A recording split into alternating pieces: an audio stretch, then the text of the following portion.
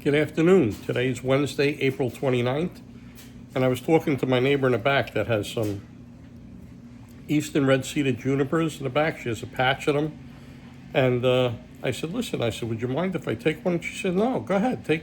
If you want to take a couple, go take a couple. So today's the day I harvested some, and I did a brief video on that. This is the time of year, if you're a beginning bowyer or a bowyer, period, to go out and harvest whitewoods, because once you see the buds coming out, that means the sap's flowing, and you can peel the bark and cambium off the wood like a skin on a banana with a wood chisel. Okay, so for some reason the microphone wasn't working today, but I'll show you some quick pictures. It'll be probably just a few minutes. You'll see me peeling the bark and cambium off eastern red cedar, how nice it is. And what I'm going to say to you is, when you roll over whatever log you get, cut them a little longer. Cut them longer, because you never know what's underneath when you peel the bark and cambium off. This way you have a little wiggle room in case you got to lay out the riser over some kind of knot or rod or something, peculiar. So some of those staves there was 78 inches long, and I trimmed them up after the video, to whatever it was, 66 or whatever the bow said it should be by looking at it, for their design. So, okay, there'll be a quick video now. You'll see some logs. They are eastern red cedar with the bark and cambium on that I just harvested this morning. And you'll see how easily they peel off. You can get any whitewood this time of year and peel them off. As a matter of fact, I have a pretty cool sassafras bow that I fire hardened. And as long as you peel the bark and cambium off and you have a pristine back, you can fire harden these whitewoods. I suggest you go to Shannon Outdoors and buy their fire hardening DVD.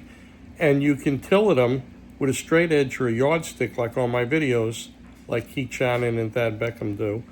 You can look at their videos, 1,000-year-old bow, 24-hour bow, and you can look at my videos too. But it's unnecessary to steam wood. And if you do have a piece of wood that's hard and the bark and cambium don't want to come off, maybe the wood's dead or whatever, you could, you're not sure, steam it. You could steam it for the hour and 15 minutes and get the bark and cambium off, if that's the case. All right, so on with the silent video. It's real quick, and that's the end of it. I got some really nice eastern red cedar staves, and the thing is, if they're short or whatever, you can always sinew back them too. So, on with the video, the silent video.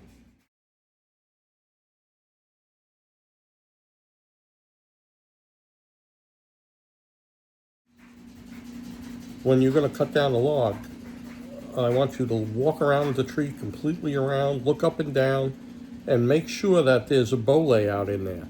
Make sure that you can say, okay, there's a big knot here, but I can put it in the riser, or I got lucky and I got a pristine log that once I draw out a design, I'm going to have a beautiful bow out of it. But take the time to go over many trees and pick the best you can. And look at the bark too. Make sure the bark is running straight and not twisted. You don't want any spiral.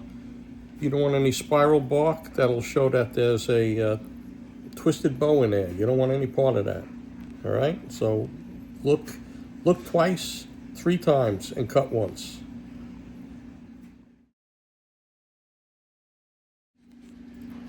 Catch the edge of the bark and cambium with the wood chisel, pry it up, and you'll be able to grab it and peel it. Even if pieces shred off, you'll be able to keep on grabbing pieces and peel it off. You'll get a pristine back.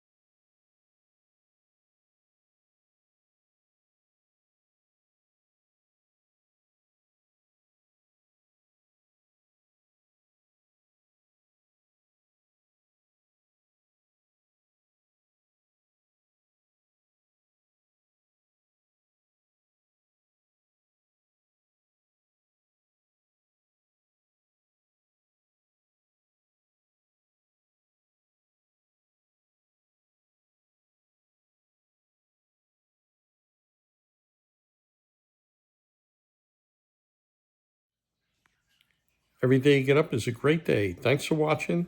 Just remember, today's April. The buds are on the trees. It's a good time to go out and cut yourself some whitewoods, peel the bark and cambium off, and you could store your staves for future use. Thanks for watching.